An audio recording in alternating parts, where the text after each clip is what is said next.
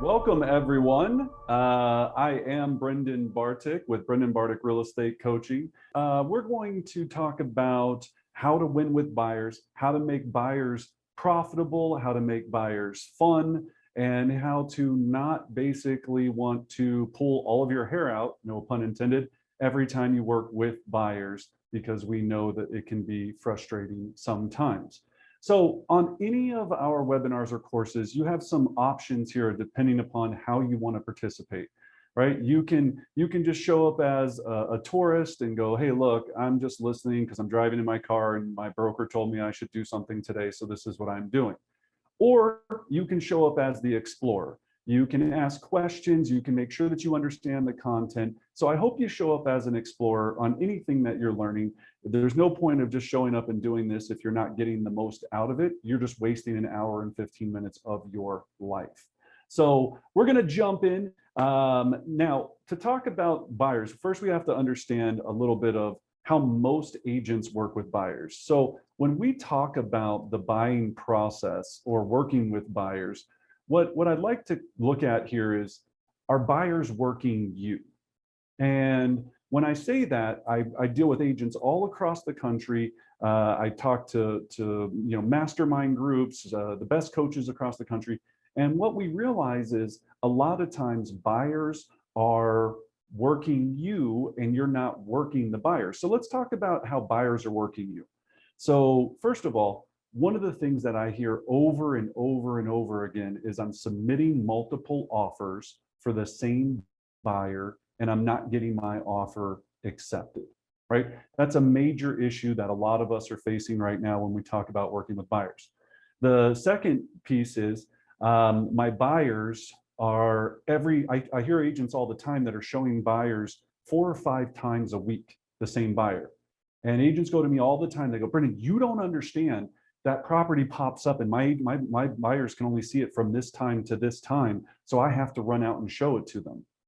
That's also false. That's not reality. That's what you've programmed yourself to believe. And that's why you are probably going crazy working with buyers. And then the third issue that I hear all of the time working with buyers is I'm not getting the buyer agency agreement signed, and I don't feel comfortable presenting this agreement. And then my buyer goes and either disappears or buys new construction without telling me, ends up working with another agent, or something else happens. So those are a lot of those issues that we face when we're working with buyers. So let me stop this for a second. What issues are you having out there when you're working with buyers? So let me call on some smart people here. So Landon, what's one of the issues you're having when you're working with buyers? Just very, very competitive, like, 12 to 15 offers. And then even if they're approved up to a specific amount, we're looking $75,000 below their budget, they still can't swing that appraisal gap coverage because they don't have enough cash in hand. So it's, even if you write the offer to where it would be and you only can do 5,000 appraisal gap coverage, it's just fluff and they accept another offer. I love it. Thank you. And that, I think I saw people nodding. They were going, yep, right. Like that. I'm facing some of those same issues. How about Jonathan? You've worked with a lot of buyers in your illustrious career and a lot of luxury buyers. What's a common buyer you're facing when you're working with buyers? Actually, I'm getting ready for my team meeting tomorrow, and we've been discussing sort of what we're dealing with, and we're seeing it at lower price points, higher price points. We're seeing it with buyers who have serious ammunition, but still, there's no guarantees. It's setting the right expectations, I think, is probably the thing that I'm focused on with my agents and myself, with my clients when it comes to buyers, is sort of what you were saying at the beginning of, not having the buyer sort of run you.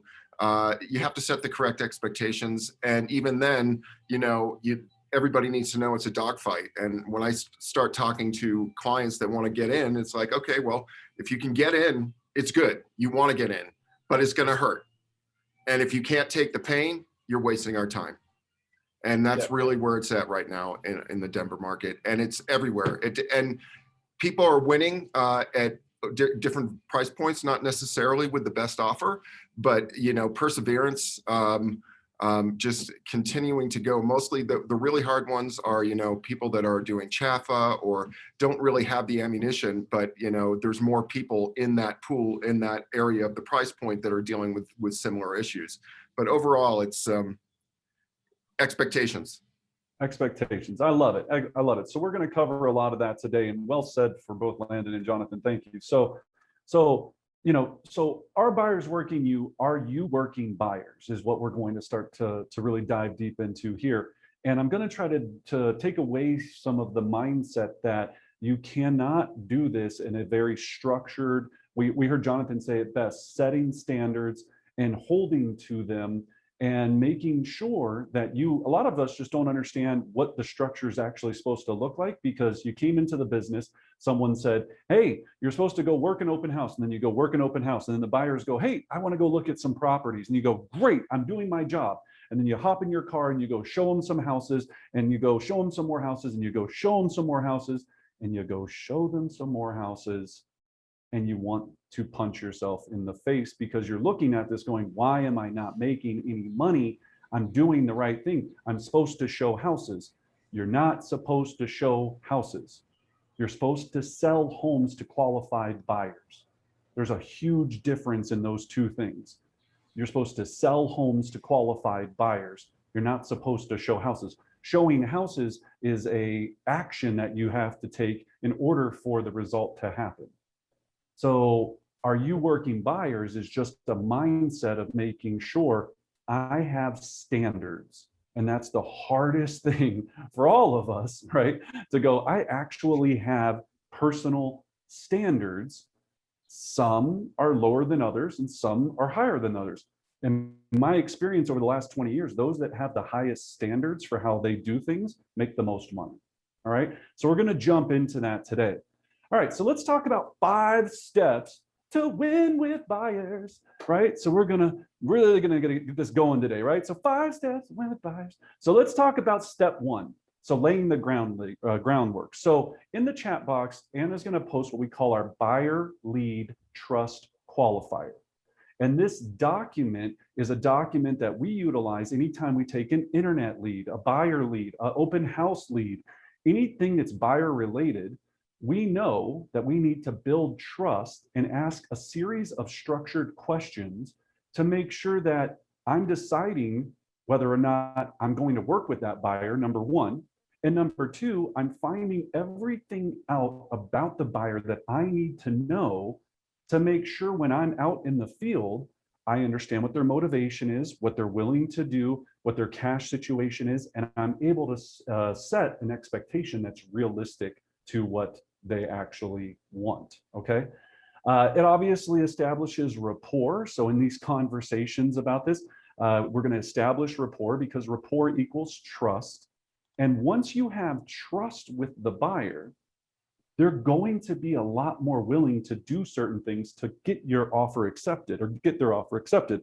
What I find out and what I see a lot of times, Anna, and what I see all the time is, so let's, Anna, come off of me for a second and we role play. So Anna, so it's so great, thanks for, coming to look at this first property with me. So great, what do you think about the property? Yeah, it's great. It hits a lot of the boxes. Awesome, awesome. So Anna, you know what we should do? Why don't we go ahead and make an offer? Because I think you'd really enjoy living in this home. Well, it doesn't hit all the boxes, so I'm a little hesitant to just start throwing offers in. Yeah, but Anna, just trust me. Let's just go ahead and make an offer, and you'll be fine. No. Right? And that is the problem that we sometimes do, and that was just a quick synopsis of it. Because again, we're going, I want to get paid, so let me tell them everything possible, and I try to shove a house down somebody's throat. That's not going to work. Our entire careers are built around our ability to win the trust and build rapport with the people that we're working with. And what's the number one way to make someone, you can't really make them trust you. What's the number one way to earn trust? Provide value. Provide value. I love it. Thank you, Joseph. So provide value. What else? Establish common ground. Establish common ground, which is exactly right, Carolyn. Another word for kind of rapport, right? If you like chocolate, I like chocolate, right? You like the Broncos, I love the Broncos, even though you might not, right? Whatever it might be. So build common ground. I love it. Number one way to build trust. So give me the number one. Make it about them. Make it about them. That's very close. We're dancing around it. It's really simple. Ask a ton of questions, find out everything on earth you can about them, and deliver on it. The only person they care about is them, right? So you're right. That was right. Find common ground. It was all tied in there, but we have to be very good at asking questions and then remembering and taking detailed notes in our database, especially if you're working. I know agents that are working with 14 buyers right now. You can't keep all of their stories the same, so you have to take detailed notes. So we've got to make sure that we're really building rapport with every single person by asking a lot of the questions. And then lastly, we're going to talk a lot about this today, is set the initial expectation immediately on exactly how they work with you and how they have success in your buying system. All right. So next, step 2, we have to have our pre-appointment checklist, our PAC, right? Our pre-appointment checklist. So whenever we're working with buyers, there's a couple of things that we have to be ready for, especially to get ready for our first initial buyer consultation. Now, any successful buyer agent's going to have an iPad or laptop. Welcome to the future, right? At the very least, logoed pen and notepad. Now, the logoed pen and notepad when you're meeting on the consultation is just because it makes you look professional. You go, great, it's so nice meeting with you. Oh, actually, you give them a packet here, and we're going to talk about that. You have a pen and paper and go, I'm going to go over a lot of information today, so I just want to make sure you have the ability to take notes. They're going to go, wow, this guy or gal knows what the heck they're doing. Home buyer plan of action. A home buyer plan of action, we have ours that we can definitely share with you, but a home buyer plan of action is just a 1 or 2 page brochure that explains the home buying process that you stamp your logo on. The reason you want this is just, again, it's a nice handout, makes you look professional. And now, if you get nervous, you have a training guide, if you will, or a map to talk about the talking points of what you need to explain to them to make this a successful transaction. All right. So property search website or MLS, I hope to goodness you understand that you need to be able to leveraging it. Now, there is a major difference here, and let me really drive this point home. If your buyers are not searching for properties on your website, you need to take the rest of today to figure out how to make that happen. Let me be very clear. I know so many agents out there that are utilizing the MLS, right, your local MLS, to send your buyers properties. Why on earth would I not want to do that?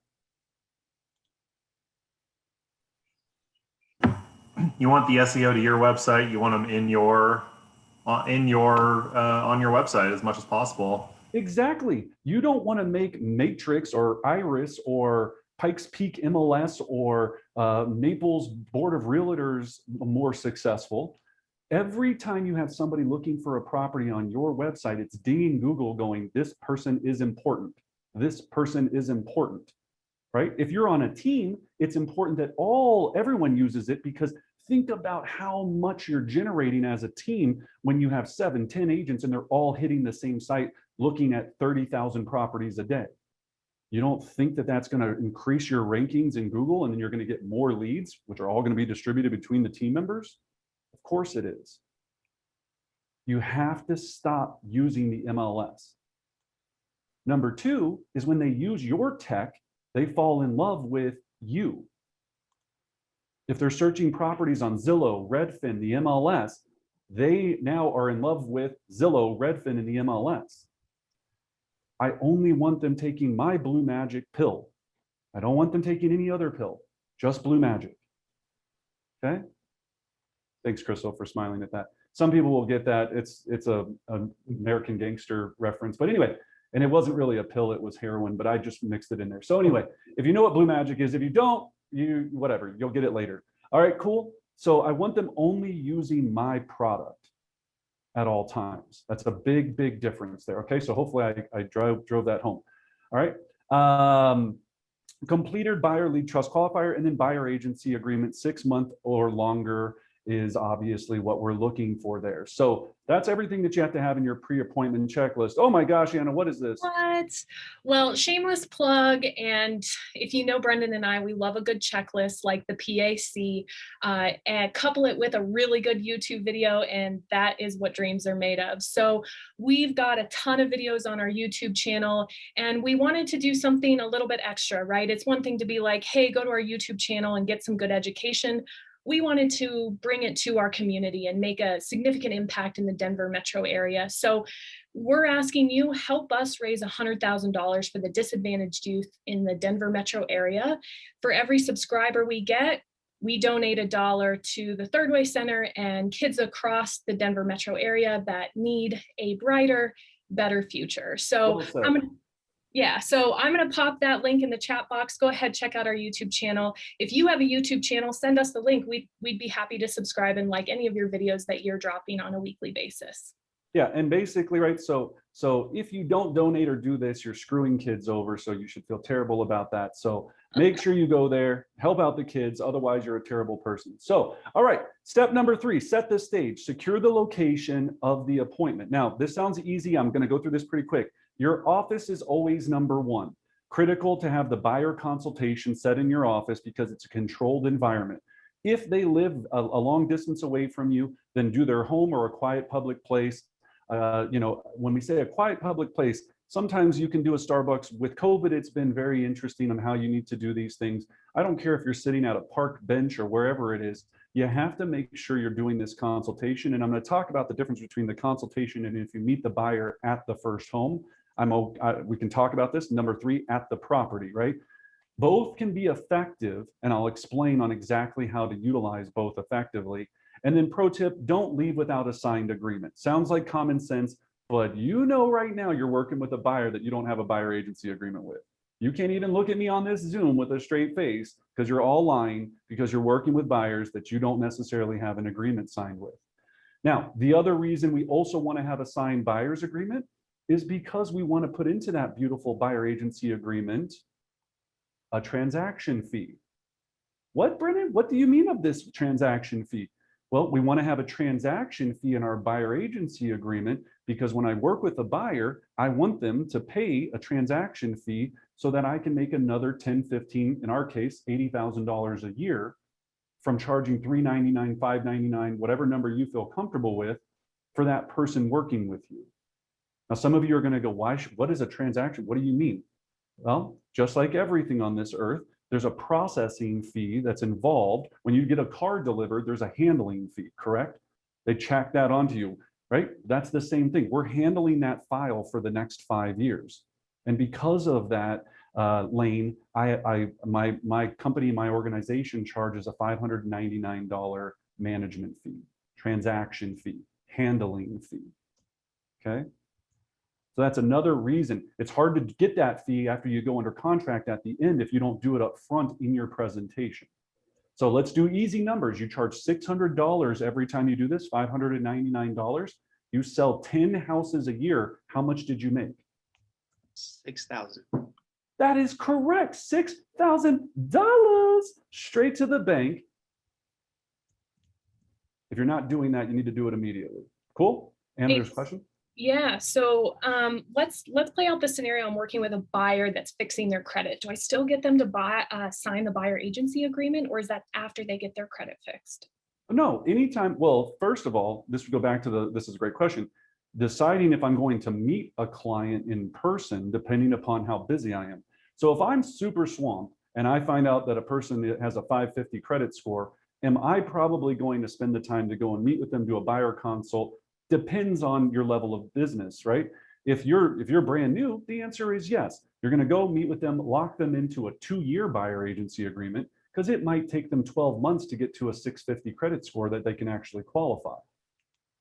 Now they're locked into you. You continue to follow up 4 months from now when you forgot about them and they stumble into a new construction property because they hit the local county fairs bingo, prize and ended up getting a bunch of money, fixed all their credit. They walk into that new construction and guess who's not getting paid?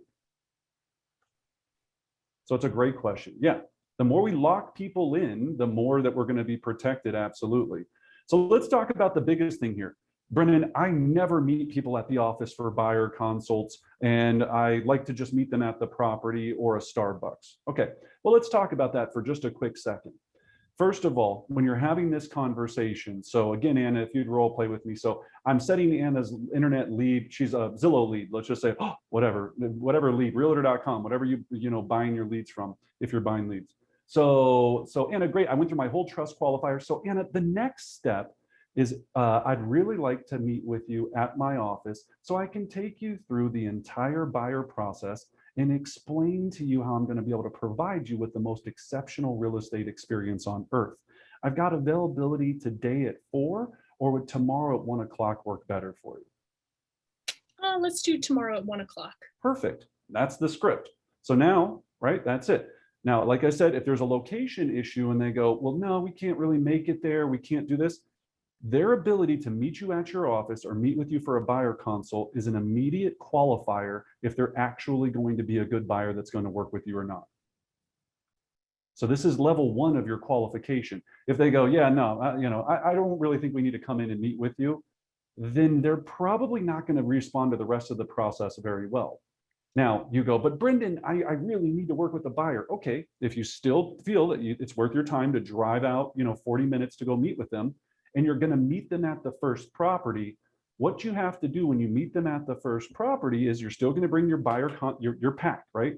You're going to have everything in your PAC that you need to have.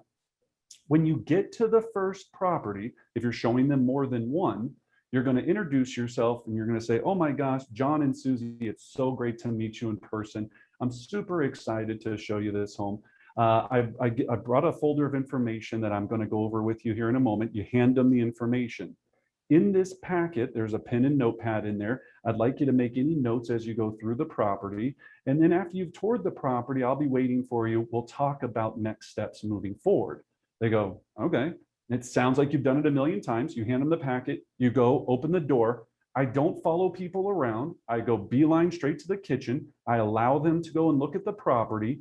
As they're going and looking around the property, they come back down to the kitchen or whatever area that's not, some of these houses might be sketchy. I hope they all have kitchens, right?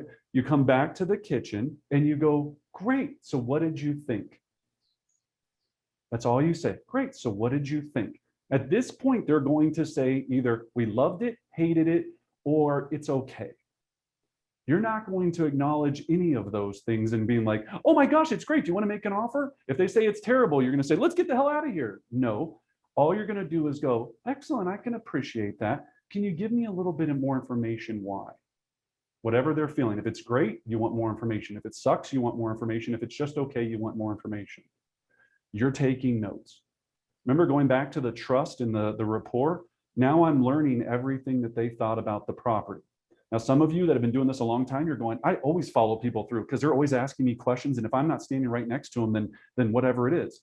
If they have questions about the property when you come back to the kitchen and they go, Brennan, I'm really concerned about the furnace. Well, let's go take a look at it. Then you go with them, right, to go take a look at it. And you can go and have that conversation. Now, 2 reasons I'm doing this. Also, pro tip when you're saving time. Number 1, if I'm showing 8 properties, I'm looking and figuring out what's happening next. I'm texting other buyers and sellers that I'm currently dealing with. I'm like mission control when I'm out there, right? So I've got 55 things that's happening. Me walking them through and asking them if they like the closet, is that doing me any good? Is that servicing me? Gosh, some of you are hating this because you're like, that's exactly what I do every day, Brendan. And that's how I've sold exactly 7 houses last year. Okay, I'm not trying to tell you how to sell 7. I'm trying to tell you how to sell 70. It's a huge difference. Okay, so now we're now we're at the kitchen table. Now, if I haven't done my buyer pre-qual yet appointment, if there's a living room, I sit down in people's living rooms all the time. I go, great. Well, I'm so glad that we had the ability to go look at this property.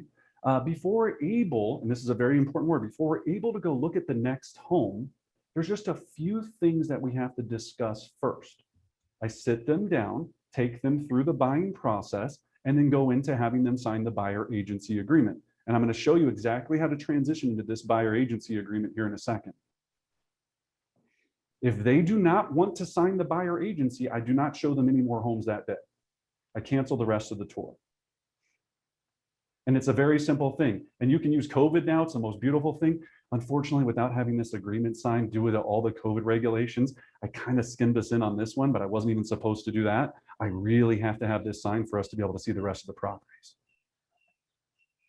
Use COVID, right? That's beautiful. That's an easy play. They'll look at each other. They'll go, oh man, COVID got me again. Sign the buyer agency agreement. I'm just saying that's one technique. That's the easy way. I'll give you the actual way to get your buyer agency agreement signed here in a second. But you have to make sure my standard is I do not show more than one home without a buyer agency agreement signed. That's it, ever in my lifetime. I have to draw that line in the sand.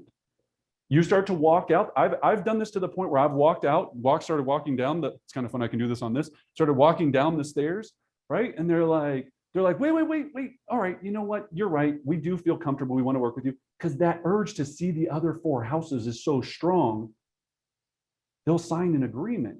Even though that sounds crazy, even though you explain them to the agreement, they want to see the homes. That's all they care about. You're just a person in between those two things happening. Okay? So let's say that my little honesty meter is kicking up here and I don't want to do COVID. I don't have a office policy. Yeah. How do I have this conversation? Absolutely. So remember, any presentation that we complete, we are doing what we call objection blocking. I'm going to take my clients from a high level of resistance to a low level of resistance over a short period of time. The reason that they're resistant to signing a buyer agency agreement is what? What are some reasons why a buyer wouldn't want to sign an agreement? Commitment. Fear of fees that they have to pay. Yeah, they don't want to pay the $5.99. I love it. Fear of fees. Okay. Well, like I said, fear of commitment. They don't know you. They just met you for 5 minutes, right? I don't know you. I'm not signing anything. Some people just have a resistance to signing things.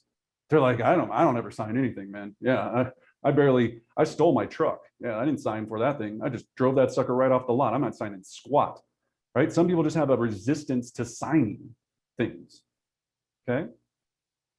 So we have to address in our objection blocking, in our presentation, in our buyer consultation, those concerns before they vocalize them.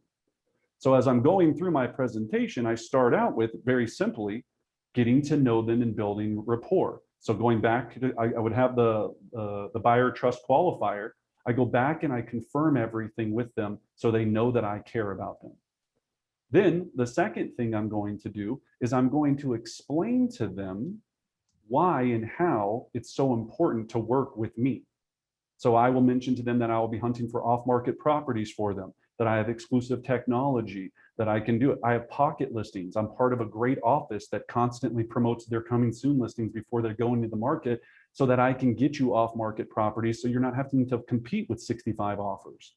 I have access to the latest foreclosure data, estate sale data, divorce information. I'm just saying, if you have this at your fingertips, you would be giving that value, the value. I can't expect somebody to sign an agreement if there's no reason for them to sign it. Now, after I've covered my objection blocking techniques, all I do is a simple conversation. So great, Susie, John, all I need to do now is I just need your signatures on what we call our buyer agency agreement. This agreement just protects me and you to make sure that you have the most exceptional real estate experience on earth. Now, when you sign this agreement, I'm going to ask you to also do 2 things for me. I'm going to be checking in with you throughout the course of this experience to make sure that you have the most exceptional experience on earth. Now, if there's some times where you think there might be concerns, I want you to voice those to me. I'm going to fix them immediately, and we're going to continue moving forward. So at the end of this, I'm going to, when I've delivered the most exceptional experience, I'm going to ask you to do 2 things for me. I'm going to ask you to provide me with an amazing 5-star review on Zillow. You've probably heard of Zillow. It's that site that everybody thinks they can figure out how much their home is worth. And then number 2, I'm going to ask you to provide me a referral of anyone else you know so I can provide the same level of service to them. Does that sound fair? That's all I do. So now I took it from signing an agreement to changing it to I'm delivering the most exceptional real estate experience on earth. I've gotten a commitment that they're going to provide me a testimonial and a referral at the end of this. The rest of it now I go, great. And the rest of this is just the handshake between me and you stating that I'm going to make sure that I have the most honest and exceptional real estate experience on earth. I have 2 or 3 talking points in the buyer agency. Usually I have 1 talking point per page. Some of you might have a 9-page buyer agency agreement. Some of you, if you're in Texas, you have like a half a page because they just have no rules and they don't care, right? So wherever you're at, your agency agreement could be completely different depending upon where you're located. I'm going to talk about 1 point on there. I'm going to go, look, so this just states that it's for 6 months. This next page states that it's blah, blah, blah. And then on it, I have it always highlighted with their name already typed into it. Everything's already done. I'm not writing anything onto it. And I go, so excellent. All I need is a signature. I put the pen down. Even if I'm sitting on a sofa, I put it on the coffee table. If there's no furniture, I'm doing it on the fireplace mantle. If I'm doing it in the kitchen, I'm doing it on the car hood.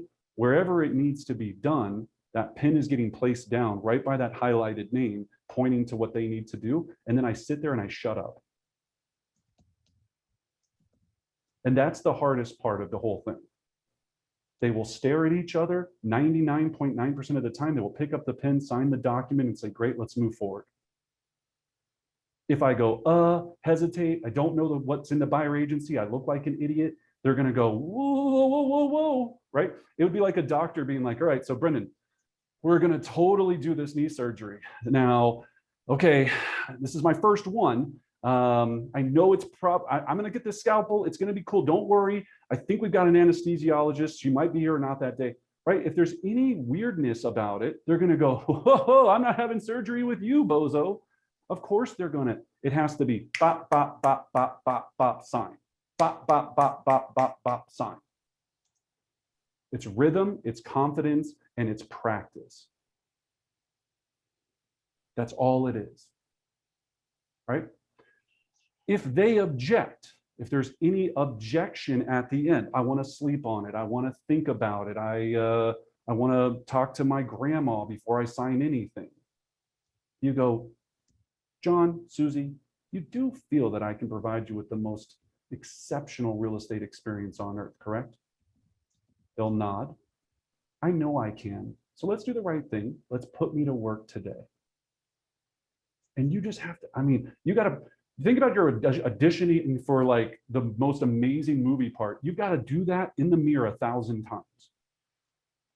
And when you do that, they just go, okay. If they continue to object, then they're not going to probably be a great buyer to work with you anyway. Say, well, I'm so sorry. I apologize then. At this point, I wish you the best of luck. If you change your mind and you really want to commit to working with me, I would love to revisit this conversation. Have a great day. And get back on the phone and find a buyer that's willing to work with you per your standard. Okay? Brendan, yes, ma'am. yeah, we do. So we've got a couple of our top listing agents on this webinar. And one of the questions that is kind of going back and forth in this chat box is what's the difference between the 100% satisfaction guarantee and the promise that you just delivered?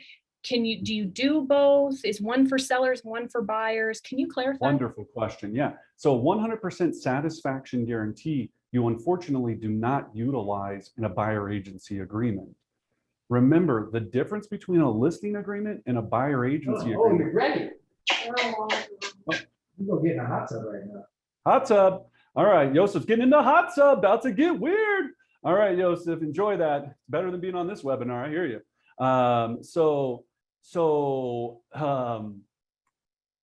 Gosh, I love Bring Zoom. it back.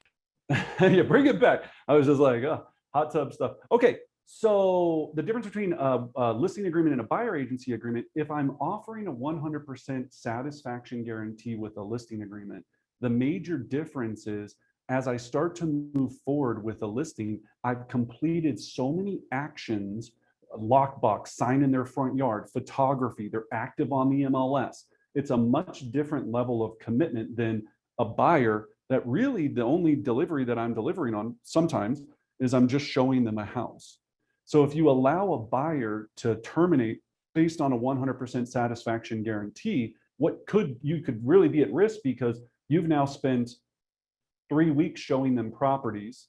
They decide to walk into a new construction property and get their, without you, forget to mention you, go under contract, which has happened to me, and then end up buying without you, there was no document that protected you. Or even with the 100% guarantee, they could call you up the day before and then go, Brendan, I'm just frustrated. We've written 10 offers right now. Nothing's getting accepted. You obviously are a moron and have no idea how to get us the house we want. So we'd like to use our 100%, cancel at any time guarantee. They cancel with you. They go back to the house that you showed them yesterday, talk to the seller in person. Now they just cut out $25,000, $30,000 in commission, depending on price point, and they go ahead and make that offer directly to the seller. That's a big difference in the guarantee. Then with the promise, all the promise is a moral contract that I'm going to deliver an amazing, exceptional experience to the client. And when I do this, because they want that, in return, that handshake is going to be these two things that I'm asking them to do.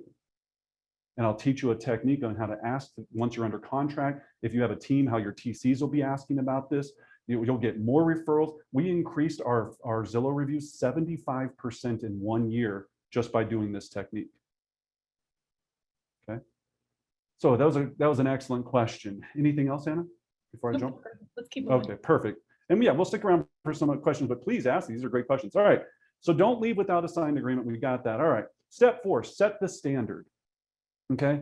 Now everybody goes, great, great. Yeah, I get this. So must be pre-qualified, utilize your technology, create and share a timetable.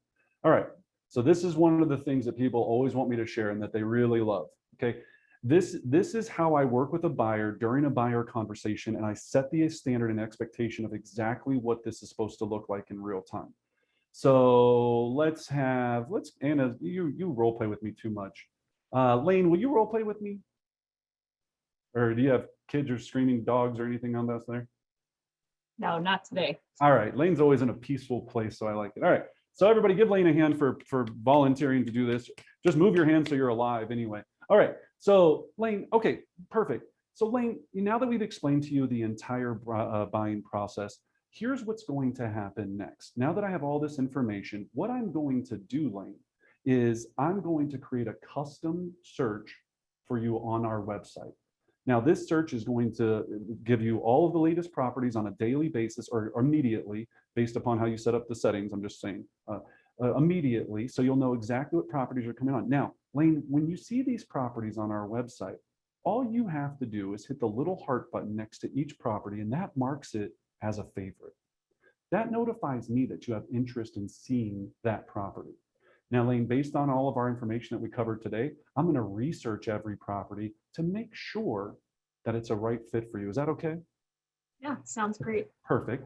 Then, Lane, the next thing that we need to do is we need to establish a time for us to go and look at properties. So are nights or weekends better for you, or are weekdays better for you?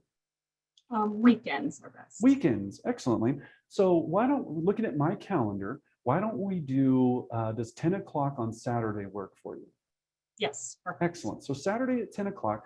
So Lane, today is Tuesday. For us to be able to see these homes on Saturday at 10 o'clock, there's several things I need you to do to make sure that we will be prepared for Saturday. So a couple of things. Like number one, we talked about getting your pre-qualification letter if they don't already have it already. Lane, I'm going to need that no later than Friday at 10 a.m. for us to be able to see properties Saturday at 10 a.m.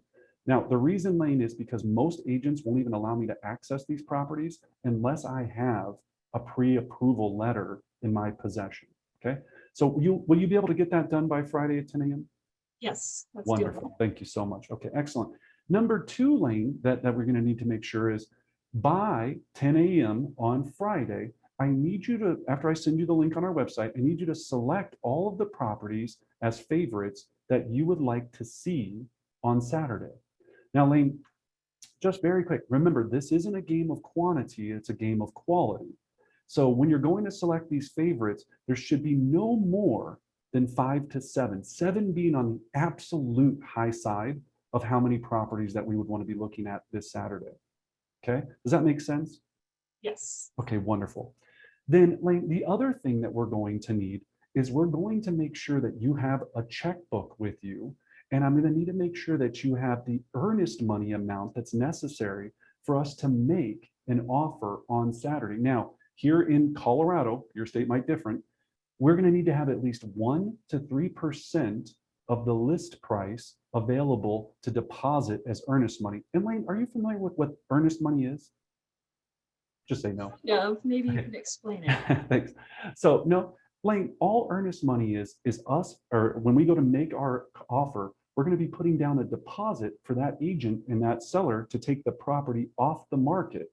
Now, we'll have several get out of jail free cards, is what I like to call them, that we'll have the opportunity to get that money back if something goes wrong in the transaction or you decide you don't want to move forward. And my goal is to protect that earnest money at all costs for you during this transaction. So do you currently have right now 10, 20, 15,000, depending on what the price point they're looking at? Do you have $10,000 available right now in your immediate checking account to be able to write that earnest money check? Yes. Excellent, fantastic, right? So another check. If they say no, you have until Friday at 10 o'clock. If they're doing CHAFA, VA, 100% other million different prep programs or strategies, you probably shouldn't be working with them right now because we all know they're not going to get their offer accepted. So just tell them, sorry, you know, no, I'm just kidding, right? Just everybody was like, damn, that was cold-blooded, right? Yeah, if you're using CHAFA, you just need to wait to buy a house right now. I'm sorry, that's the only option for you, my friend.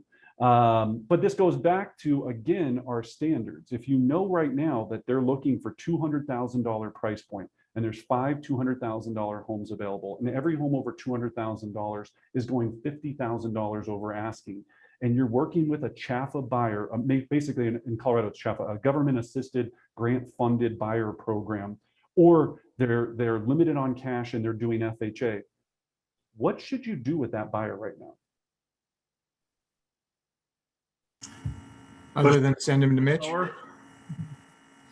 Send them to Mitch, so Mitch can get them an immediate pre-approval, right? Mitch is our wonderful, amazing lender that works at our office. He can get them an actual pre-approval letter. That is absolutely correct, Mitch. But let's just say even still, they don't have the ability to go cash and can't go over asking. What should you do with this buyer? Push the price point lower. Push the price point lower. So now they're looking at mobile homes, right? Or maybe some guy's boat in his backyard, possibly, if you're here in Colorado. We search for other opportunities to get assets. Research for other opportunities to get assets. I love it. So can you, again, borrow money from grandma, grandpa? Do you own any gold that you can dig up somewhere? Okay, so we can get more money. What else? We have to be honest with them. Right now might not be the time that they're available to be able to afford to buy. You can't make everybody's situation work. The world is what it is right now. We say, I wish I'll keep you updated, but right now, if you only have 200 grand and you're looking to do CHAFA, unfortunately, we're going to need to get to here with this to make you be able to actually afford a home here. And I have a plan for you to get there, but we can't go out right now. You just have to be honest. And we're not doing that with a lot of these buyers. There's no point of making 16 offers thinking you're going to win a lottery ticket on one of your deals. But Brendan, I just heard the other day, somebody wrote 18 offers and on the 19th one, they got it accepted. Great, you just wasted 18 million hours of your life on that one person, when you could have been doing a million other things, finding a more qualified person. I have a question. Please. What if you get creative with your offer? So you're saying, like, you've checked out the property, you feel comfortable advising your client to waive the inspection, maybe try and close under 30 days and just make value in other places. Is that enough, do you think, if you're, really being persistent? It's a great question, Carolyn. The answer is always, it depends, right? If you know that there's 5 houses available right now under, let's say, 300,000 that are in the area that they're able to do. One of the things that I enlighten people on is we're going to have to do one of 2 things. We're going to have to go further out to get you what you want, or we're going to have to start looking at maybe possible new construction opportunities because the home hasn't even been created yet to be an option in the future, and you'll need to continue to rent to do it. What I get nervous about is when we start saying creative offers. Yes, you can, and we'll talk about some creative offer strategies. I'm watching people make offers right now that are going to hurt this person in the future. If you are CHAFA and you don't have enough money to do things and you're buying properties as is putting yourself in high risk to do all of these things, are you going to feel comfortable in a year when this buyer comes back to you and goes, I can't believe you told us to waive the appraisal, waive this, waive that, waive this, and now they're screwed?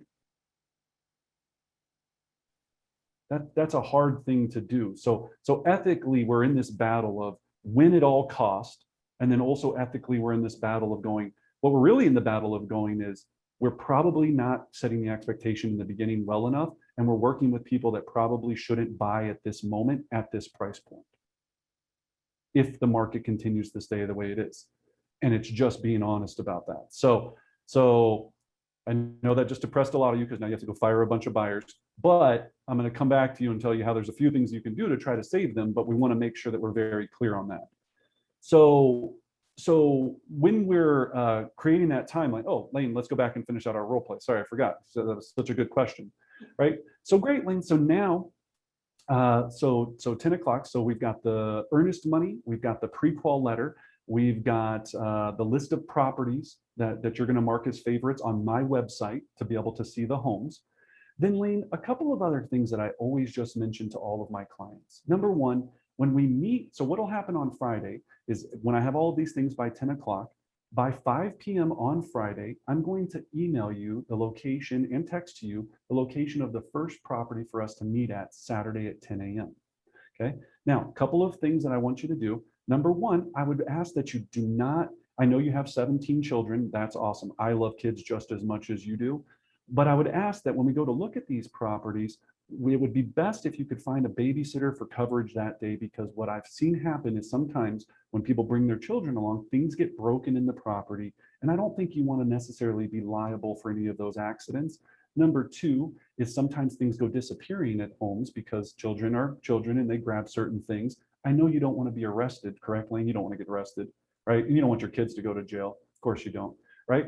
So it's a better situation if that's the case. Now, in addition, Lane, this might sound like common sense. We're going to go look at 6 or 7 properties and we're going to be covering a decent amount of terrain. You need to make sure that you have a full tank of gas, okay?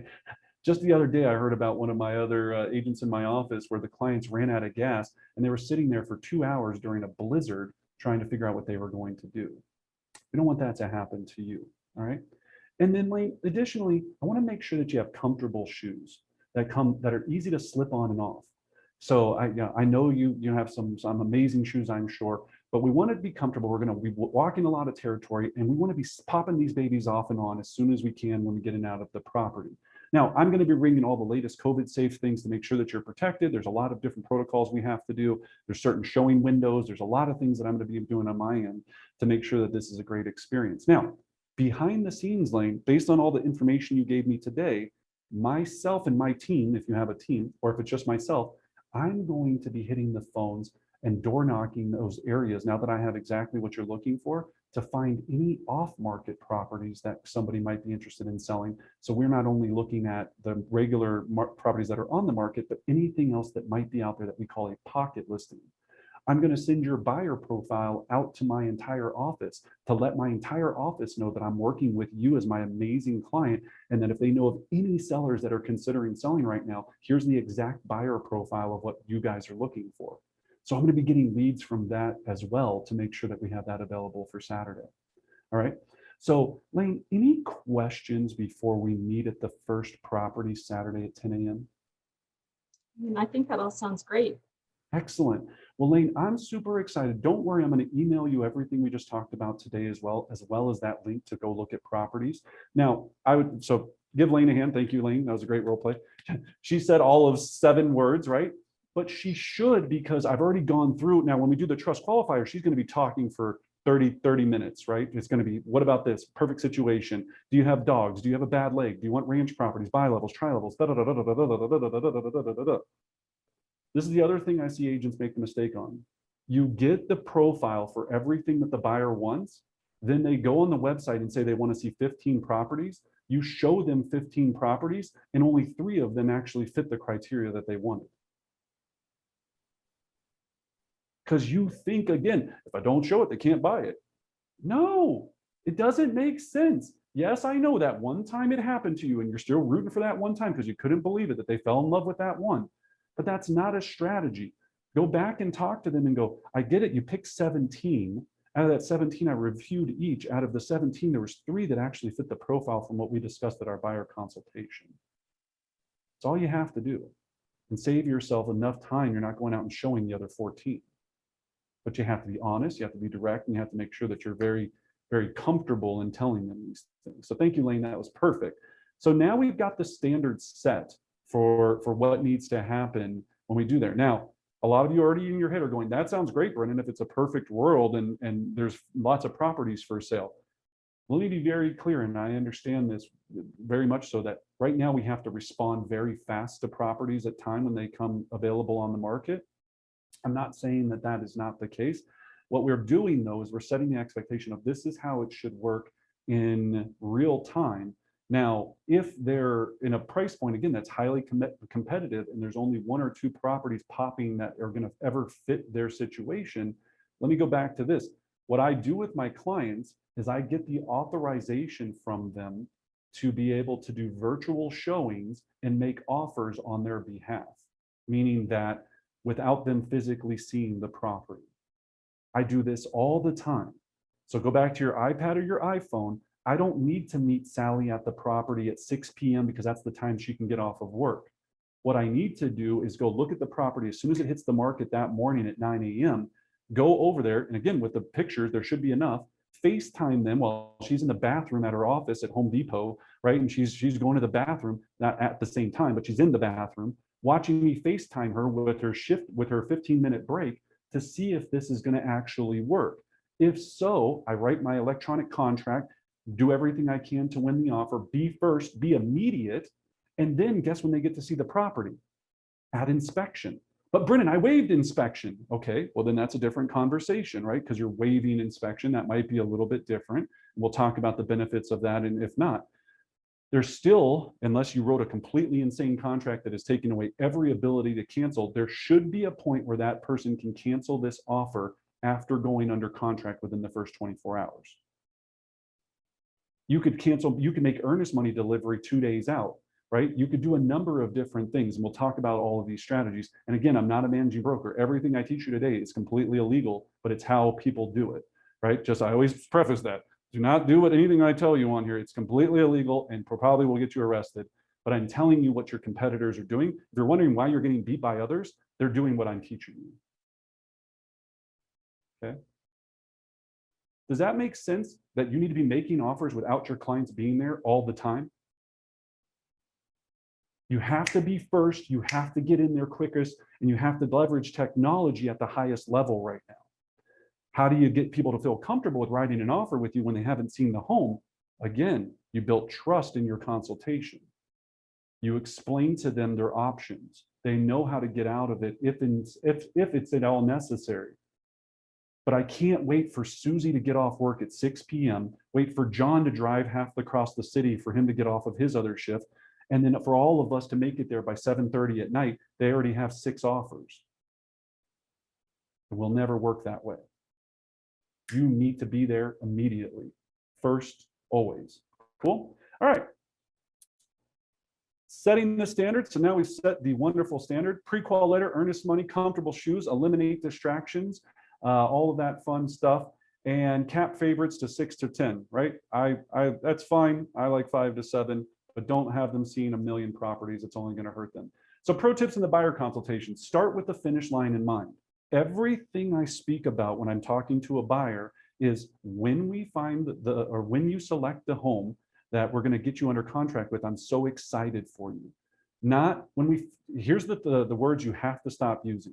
I'm going to find you the perfect home. Doesn't exist. When we find your dream home, when we find your dream home, oh my gosh, I'm so excited. When we find your dream home, you're going to be so happy.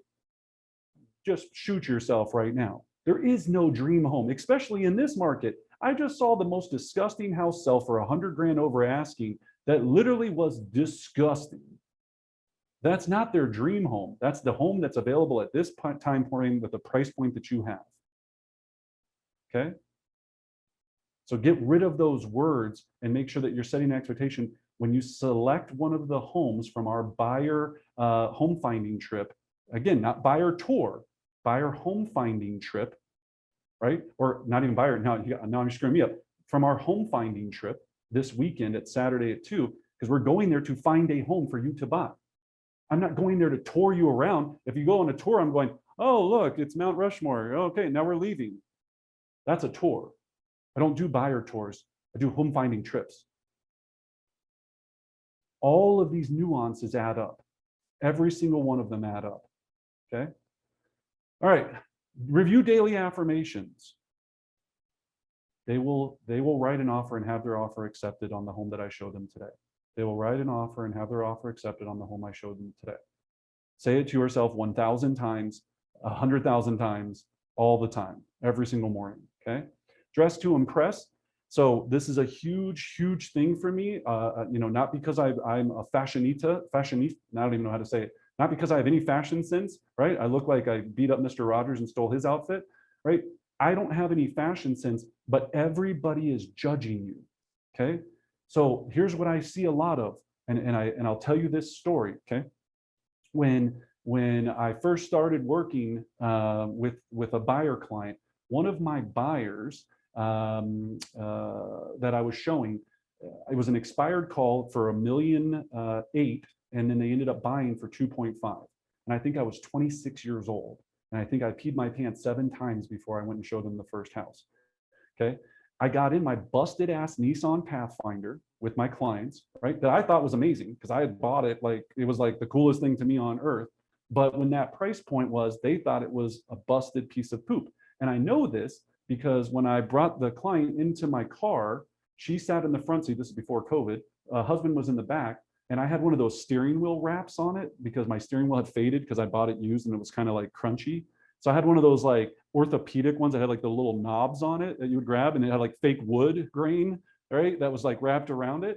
And I swear to God, she sits next to me and she's very like uppity lady. She looks over and she was like, what is that on your steering wheel?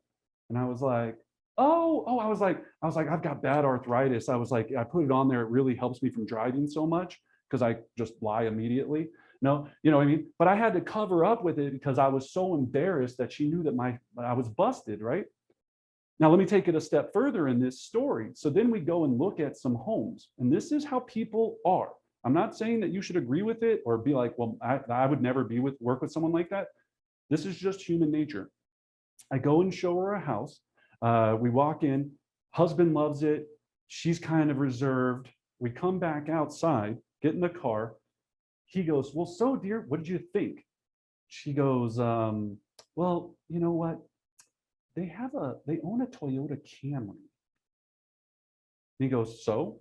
She goes, well, what would we have in common with them?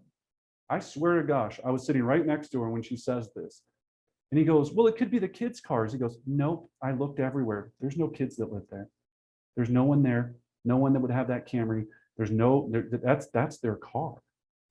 And she was dead about this in her vision of it, because she goes, what would we have in common with that neighbor? So the reason I tell that story is how, first of all, gross it is, but second of all, that's human nature and that's perception. So if you don't think they're judging you, you're out of your mind. So take your Grateful Dead bumper sticker off your car, clean your car, fix everything about your appearance that you humanly can control, right? If you're smoking cigarettes, don't smoke 9 cigarettes before you go and you meet your clients. Also, I've seen this many of times, right? You're just going to have to figure out how to do some of these things. It's going to be difficult. If you have, tattoos, cover them. I stress this all the time. I didn't make the world. You're living in it. You came to this class to find out how to sell more houses. You have to get in love with the fact that everybody's perception of you is reality. That's it. That's all you can control is their perception. So the more neutral and Mr. Rogers you can be, the more homes you will sell. Or Mrs. Rogers you can be, the more homes you can sell. But Brendan, I know there's a guy that has his complete face tattooed in Las Vegas that sells 50 homes a year. Yeah, he's the only one. Okay. So do you want to be one out of 1.3 million? I don't know. That's how many realtors there are, right? I don't think you do. So just remember, their dress to impress is such a high level of this. Do you need to borrow your mom's car to go show this client? Possibly. Do you need to rent a car to go show this client? Possibly, depending upon price point and all of that. Everything is being measured. So on the flip side of that, right? So I mean, don't come in busted, you know, look good, look the part, but you can go overboard too with what it's a question. Can you go overboard with, you know, you're looking at X dollar homes, yet you have a $15,000 Rolex on? Does that impress them, or is that saying this guy's putting his values and things? It's a great question, Yosef. Yeah, and I've had this question asked so many times. They're going, so first of all, if you're going to show homes in Compton, like, are you going to get robbed when you're wearing a Rolex and a nice shirt? Yes. So let me be very clear.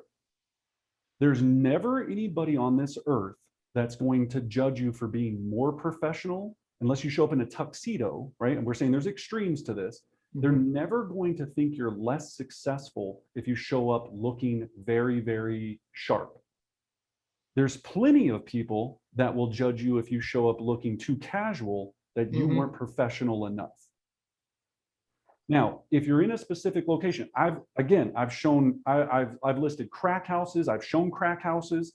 I always am in a suit and tie. Right now, I'm not in a tie because now I'm retired from this whole fun selling universe. Not retired, I still sell, but I don't do it as much as I did. I would go on every listing appointment in a tie, in a suit. Now, if you're in Hawaii, if you're in Florida or Miami and it's not climate, resonated, I'm not saying you have to wear a suit. I'm saying think about upgrading everything. Think about upgrading everything. Everyone out there, I give you permission to go spend more money on nicer clothes and nicer stuff. Tell your mom you need to borrow some money because Brendan said to be successful in real estate, you can't look busted. Go do it immediately, and that's important. You are the product. And I'll give you another story. Here's the perfect example. So my wife, Catherine, is a real estate professional. She used to drive a 4Runner. Great car, Colorado, #1 selling car in Colorado, right? Besides maybe Subaru, I don't know, 4Runner, okay? And it was pretty busted because she can't drive and she runs into stuff all the time, right? It had some dents and all this stuff in it, right? So it was kind of busted. She ended up, after working her butt off, ended up buying a Porsche SUV. She will tell you this story. She said, when I pulled up in that Porsche SUV to show homes, I got instant respect and instant credibility immediately. Immediately. It probably just innately made her confidence higher, and it could have all been in her mind. But she said, I started selling more, clients responded to me better, they gave me more respect. Instead of her coming out of her 4Runner that says like, I love Vail with a busted bumper sticker on it and whatever else, because she bought it from tips when she was working as a waitress or whatever it was, right? The reason I say this is you're right now having this stomach pain going, my mom told me that I'm great and I'm individual and people shouldn't judge me based upon these things. I'm telling you that's a lie. Everybody judges you on everything. That's the world. Otherwise, everybody on Instagram would have their bellies hanging out and would just be fat and everyone would be just happy, right? That's not the world. We're judged upon appearance and you are a walking product. Any other questions or thoughts on that, or any other issues or anger that brought into the situation? Good. All right. Well, moving on. Now that you know you have to go buy new clothes, just kidding. Whatever you have to do today, okay?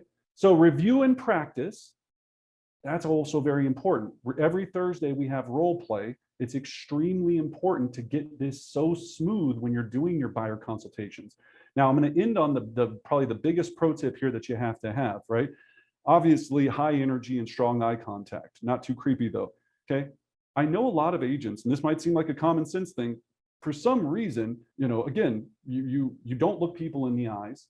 You don't have high energy. You show up and you're like, okay, hey, you want to go look at the house? Let's go look at the house. Okay, that's great. I'm not saying that you have to be like, welcome to the home, no, but they want to work with somebody that's excited, because when they're excited about the home buying process, they think that you care. That's what we're doing. And you should care. You should be excited to be showing them a home. You can't just go in there and be kind of, 50% energy level. All right. So the promise, we talked about the promise. All right. So we have this script in our script book.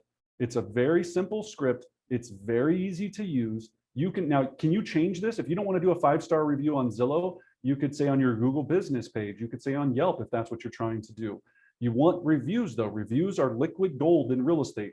Every review you have is worth $1,000 or more, guaranteed. Okay, refer someone you know, and of course a referral is very important as well. All right. Oh, shameless plug. So this Thursday, join us for 6 listings in 6 weeks. I'm interviewing 2 of the most prominent agents in the world to talk about how to build from builders, absentee owners, and your sphere. We'll put the link in the chat box. It's from Thursday from 1 to 3. That's going to be a really amazing course to figure out how you don't ever have to work with buyers because you'll be taking so many listings, which is way better for you anyway. Okay. Then step 5, your home tour checklist. So confirm your favorites, right? We kind of talked about this mindset thing. Google directions, make sure you have printed directions. Now, I give printed directions in my buyer packet to every client, especially because they're following me, because you'll lose people.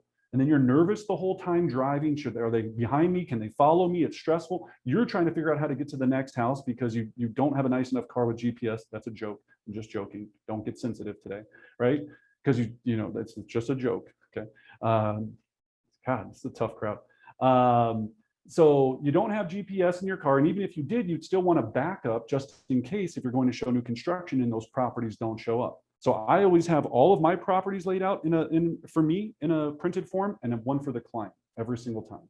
Okay, that's a huge piece of this to make your life easier. Then in addition, the last thing here, scout the surrounding neighborhoods. So if I'm going to show $1 million buyer or any buyer, it maybe doesn't have to be price point related. I've seen, who's ever shown a condo downtown in a downtown area and you have no idea how to find the garage? Yeah, be honest. It's happened to me. And you look so stupid because you're like, yeah, I'm the condo expert, like no problem. And then they're like, so where's the parking space at? And you're like, you go down and you come down to this floor and then you're back in the lobby and then you get locked in the stairwell and then you can't figure out what. It's because you didn't preview the building and you look like a moron. So now my trust level just went from here to this guy's, first of all, a liar, second of all, an idiot, and third of all, why am I working with him when he can't even find the garage in a building when he said he's the condo expert? Don't go with your clients being like, we're going to have an adventure today. We're going to go through this together. I hear some people being like, man, I really just had to figure it out on the fly. It was awesome. No, go preview buildings, go preview neighborhoods, go preview, if you're showing beachfront properties and you're in South Beach, go preview that so you can have some sort of knowledge or authority on it so you don't look stupid. You have the time, you just are acting like you don't. Very least, Google it the night before. When I show condo or loft buildings, I put a whole cheat sheet together. Everything's on Google. When was the building, when was it built? What did it be before? What did it be before? What was it before it became a loft building, right? So I can drop little tokens of nuggets. I just have it in my portfolio and I'm like, oh yeah, so this is the Acme loft. If you didn't know, this is actually when they used to bring the sugar cane in back in 1867. Yeah, now it made its first transition in 1954. And they're going, oh, Brendan is smart. I love Brendan, right? It's just because I Googled some stuff the night before and wrote down some fun facts. Make yourself the legitimate professional so they think that you're amazing. That's what we're trying to do. Well, not to think, so they know you're amazing, but take that extra time. So extra pen, business cards, COVID kit, of course, estimated repair cost sheet. Estimated repair cost sheet is a nice sheet that we can provide to you if there's tons of them on Google, where you can just easily have a number of trying to figure out what that's going to cost to fix that property if needed. Now, home tour survival kit, snacks. You got to have snacks. People get hungry, and if they get hungry, they get cranky. And when they get cranky, they don't want to sign a contract. So keep them fat, keep them happy the entire day, right? I have snacks all the time. You're like, oh, here, eat some raisins. Shut up, right? Eat some of this, whatever it is, okay? Pen and notepad, measuring tape. This is a big one. If you don't know this, if you're a new agent, you need to have a measuring tape with you at all times. Do you want to have to come back and show another house because you didn't measure the bedroom? And they go, well, will my Game of Thrones armoire fit in here? I don't know. Let's measure it real quick, right? Bottles of water, obviously, so they don't die. And then toilet paper, because some of the homes might have the power of water shut off. So you need to have basically a murder kit in your trunk at all times, right? Or an escape kit in your house at all, or in your car at all times. All right. Now, here's another pro tip. We've got 4 minutes. I'm going to end this strong. So start with the best home first. Why? Ooh, I probably should have set that up different, but I'll just go with it now. Why do you want to show them the home that you think that they're going to like the most first? So they can compare it. Who said that? Me. Kelly, you're so smart, right? Because if you show them the nicest one first, every property you show them after that, they're going to compare to the first one and they're going to go, not as nice as the first, not as nice as the first one. Okay, also not as nice. When you end up at the dumpsterist one, dumpsterist, that's not a word, but the very poopiest one at the end, then they're going, man, that one at the very beginning was a star. If you do it in reverse and you show them the crappiest one first and keep going up in nicer properties or ones that you feel would be nice, then they keep thinking there's going to be another nice one after that. I see some heads nodding because you're not doing it that way now, right? That's worth the price of admission. That's why we kept it to the very end, right? But Brendan, what if it doesn't make sense in my map? Drive further. I make excuses all the time. I'm like, based on the showing restrictions and COVID, we had to see this one first. And then I'll drive their asses 20 minutes out of the way to go show them another one if I have to. Some of you are feeling upset about this because you're asking, I'm trying to explain to you how to make your life easier. This is all strategy, and human beings are based upon psychological, it's all based on psychology on how they make decisions. Brendan? Yes, please. Is this a sort of behind the magic curtain thing that you do, or do you tell your buyers, we're going to go see the one that you like the best first? No, I would never tell them. Absolutely not. Yeah. First of all, where's the fun in that? Number one. Number two, yeah, now you just let the cat out of the bag and they think they're getting played, right? Like, no, like, of course not. This is what high level people are doing, because again, it's building up. The crescendo of what you're doing is at the very end. It's all a science of doing all this. When you're in each property, words that you have to pull out of your vocabulary, in my opinion, I think, I recommend, we always talk about those. When you're with buyers, the words you have to pull out of your vocabulary are, you cannot agree, acknowledge, and anything with them. All you're going to go is say, okay, you have a question about that? Okay, excellent.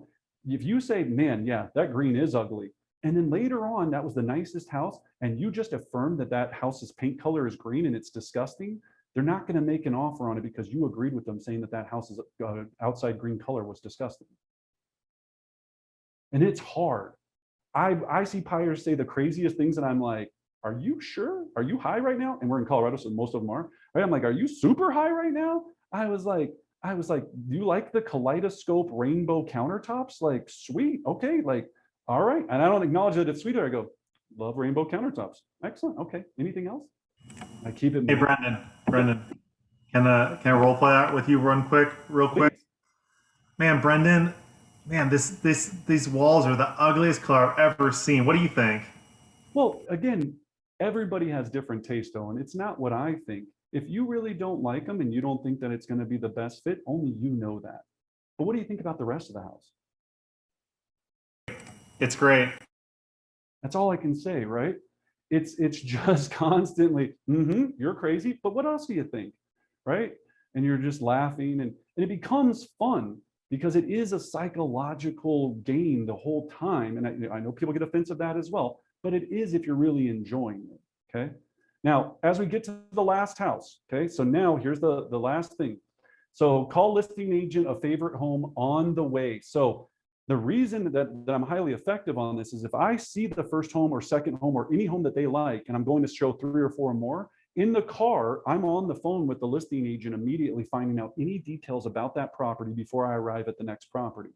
In addition, while I'm in the car, probably causing mass danger to everyone around me, I have a quick, I'm looking for, on my app, on the barticgroup.com, we have a thing called What's Your Home Worth? I type the address into that, I get an immediate breakdown of the recent homes that have sold in that area with average price per square foot.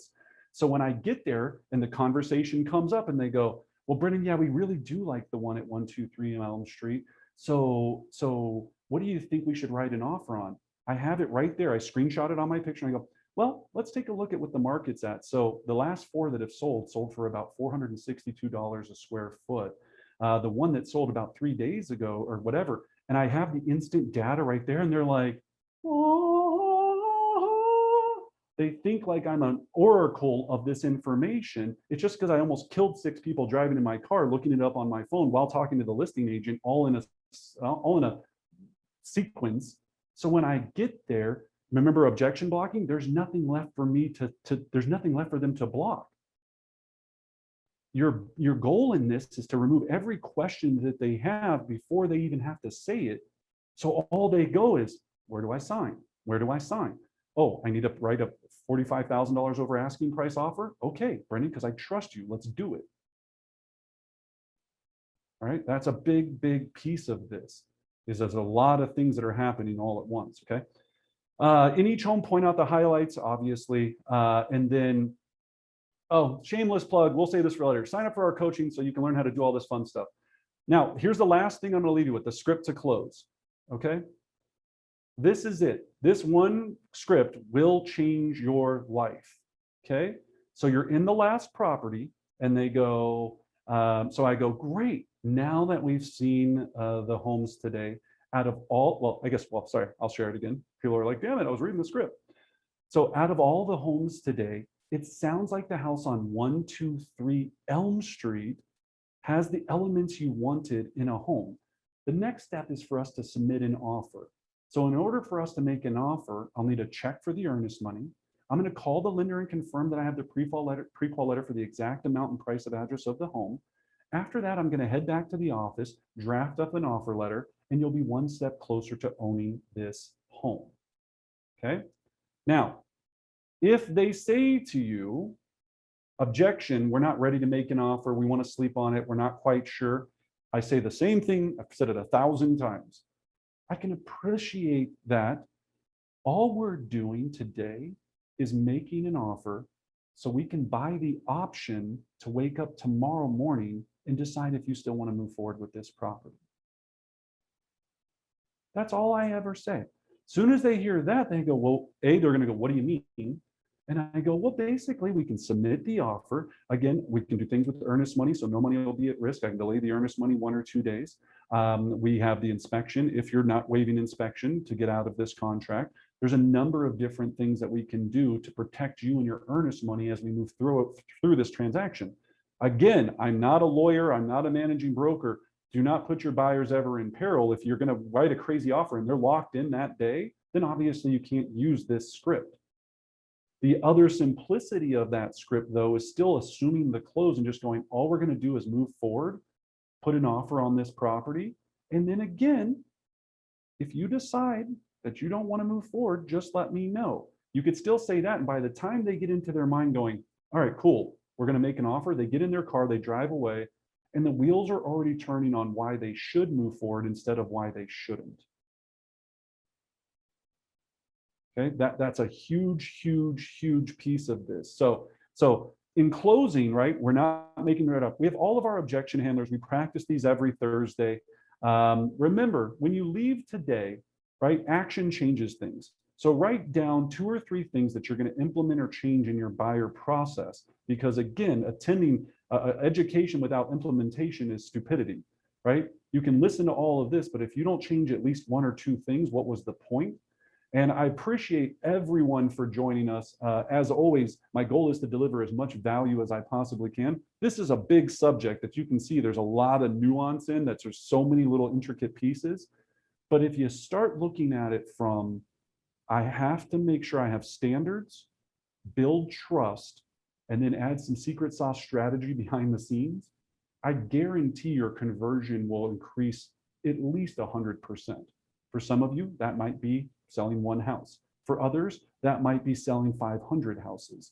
But these are the systems and tools that your competition are using that are beating you out on offers right now, and that is costing and saving you so much, or costing you so much time. So I'll stay on for just a few more minutes if there's any questions, Anna. I thank all of you. It's always an honor to spend time with you. If there's anything else we can do, please let us know. Help some kids and subscribe on YouTube and join our private Facebook group. and be awesome. Thank you. All right. Awesome. Well, you know what? We really dove pretty deep into this subject today, and we were able to answer a lot of the questions along the way. One that continues to come up is, it sounds like you don't let the buyer lead the home tour at all. They don't get to pick where they start. They don't get to, it's, you set the tone in this conversation. Exactly. You're hiring me to find you your home. Therefore, my responsibility level on this is, so again, go back to the doctor. If I hired you to perform knee surgery on me, I'm not going to be like, yo, when can I show up at the hospital? It doesn't work that way, right? There's a process, there's a checklist, there's a system, and we don't give ourselves enough credit at times that we are the same level. I make way more than doctors. I live in a neighborhood where I smoke how much doctors make, right? And they still think they're so arrogant and all this, and I have to call you doctor? I'm not calling anybody. You don't call me realtor, screw you. That's a whole nother conversation, right? But again, I have issues with that. Just like call me chef, call me realtor. What anyway, sorry if you're married to a chef, but I digress. Because I think that we're more valuable in both of those professions. If you don't, then you don't brainwash yourself into that. That might be another reason you're having some issues, Anna, is again, we are the doctors, we are the chefs, we are the airplane pilot. The airplane pilot doesn't go, hey, you want to come up here and check this out and mess with some of these knobs and see if we can take off? Of course he doesn't. It would be sketchy, it'd be super sketchy. So we're the same thing. And what you have to do is get into a consistent mode where you're doing the process the same way every single time. Will it vary and you'll fall off the path, and some buyer you'll just go, don't let me take this for a grain of salt. I'm in the same boat with you. There's been buyers in my life early on where I was so deep in it. I was like, this is now the 37th house I've shown you. And I'm this deep and I'm not giving up. And I should have just pulled the ripcord and it bailed out. But I was like, I'm taking this plane down with me. We're going in. I don't care. It's kamikaze at this point. But I learned from it, and I realized I didn't want to have to keep doing that because it wasn't healthy for me or them. At the end of that scenario, they hate you, even though they don't tell you to your face. Some of you are like, I see some of these Facebook posts, I'm so glad we were able to pull this off. And like, oh my God, and it finally happened on this miracle. They didn't want that. They wanted to buy the first home in 1 hour of showing it. You just overcomplicated it because the standards weren't set clearly. Love that. So that's a really great segue. So let's go back to your mindset. If you're not first, you're last, right? And we've got a property that conflicts with our lead gen time. And it's the only way for me to be there first. Do I compromise my lead gen time? Do I hire a showing assistant? What do I do? Absolutely. Well, twofold here. The answer is depends on how much money you make and depends on your situation. So the question was, if I'm supposed to be on the phone from 7:30 to 11 a.m. every morning lead generating, so I never have to work with buyers again, but I have to go to this house at 9 a.m. to do my virtual tour because my seller's break at Home Depot is from 9:15 to whatever, that's only a decision you can make. Now, you go show that virtual tour, get your offer in, and then you're still remaining to lead gen from 2 to 4 o'clock that afternoon because you're making it up. The problem is we of course want to go show houses, go to inspections, go to closings from the hours of 7:30 to 11 a.m. every single day, because anything on earth is more fun than lead generating for new business and listings. So it's a great question, Anna, but the answer is depends on your money situation. I'm never going to tell you not to go show a house if you have the opportunity to make money, but you have to be disciplined enough to come back and do the lead generation afterwards. You go out, I see agents all the time, they go out and they go, meh, got showings today. You would think they were climbing Mount Everest. They're like, oh, got 6 houses. I'm like, so how long did you show houses for? Whoo, 3 hours. I'm like, so what'd you do with the other 12 hours? Just kidding, not the other 12. What'd you do with the other 5 hours at the very least? Oh, well, you know, I had lunch and started drinking cocktails around 3, and then I blacked out around 7:30, ended up at karaoke, and now I'm here. Well, and like you said, that becomes a very slippery slope, because if this property is the exception to the rule on lead gen, then what makes 123 Elm Street different, which makes the next property different and the next, and then we're in a really bad cycle of justifying why we can get out of lead gen time because of this house is special, this client, it's the only slippery slope. It's a slippery, slippery slope. Yeah. So that goes back to your standards again, right? And you hit the nail on the head, Anna. If you have showing assistants, depending upon your level of production, remember, you're a showing assistant until you can afford a showing assistant. You're a buyer's agent until you can afford to have people showing for you that become buyer's agents. You're a buyer's agent with showing assistants until you can become a professional listing agent. When you can become a professional listing agent, then you have buyer agents working on your team and they have showing assistants, and the beat goes on. When you become a really amazing listing agent, you become a team owner and you have people listing properties and doing buyers on your team. When you become a really amazing team owner, you hire somebody to manage your team and you become an owner, period. Mic drop. No, just kidding, right? But that's progression. That's the end progression. But people want to go from showing assistant to CEO in like 3 days. It's like, well, there's some stages that we've got to cover first that we have to do to get there. Brendan, I have a question about fees. Crystal, please. Okay, so right now, the way that I write my fees into my contracts, it just really covers my transaction coordinator fees. So twofold. One, how do you actually calculate your $599 or whatever it is? And then two, what do you do with like certain loans, like VA loans? Like we don't charge our VA buyers, right? Because they can't write it into a loan and we don't really ask them to come out of pocket. How do you handle that kind of stuff? Yep. So first question I'll answer. The answer was, how much can I charge and how do you depend? Are you charging a $299 transaction fee, a $599, a $999 transaction fee? So a couple of gauges there. Number one, on our team, we split the transaction fee with the agent. So that's the reason ours is $599. They get $300, we get $300.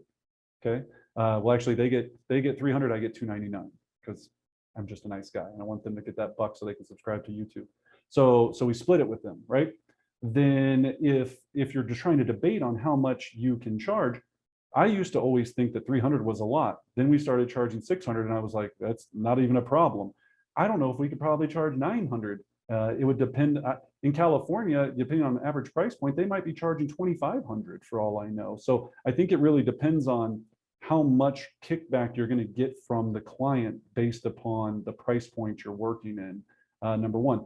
Number two is, like you said, on the VA, certain low budget people that can't, not low budget people, low budget offers, that's because they're not low budget people, they just don't make a lot of money. Yeah, we don't, like for VAs, if there's times where it's not applicable, we don't do it, right? We're not doing this to try to like screw people over. We're doing it because there's a lot of costs, there's a lot of things that we have involved, and I really just want them to pay for their own closing gift, is really all they're doing. Right? They're paying for their closing gift and they don't even realize it, but they're paying for their own closing gift on the front side. And that just helps, right? As you grow a team, if you're looking at the team aspect, it just adds up, which you can put that money back into additional marketing, you can put that money back into additional personnel, and you can continue to, if it was just pocketing the transaction fee, that's a different conversation. It has to be reinvested somewhere. Right? So if you're doing a $100 closing gift and you know $200 of every transaction you're doing is going to future marketing, a better TC, a better experience, better presentation material, a better, overall experience for that person.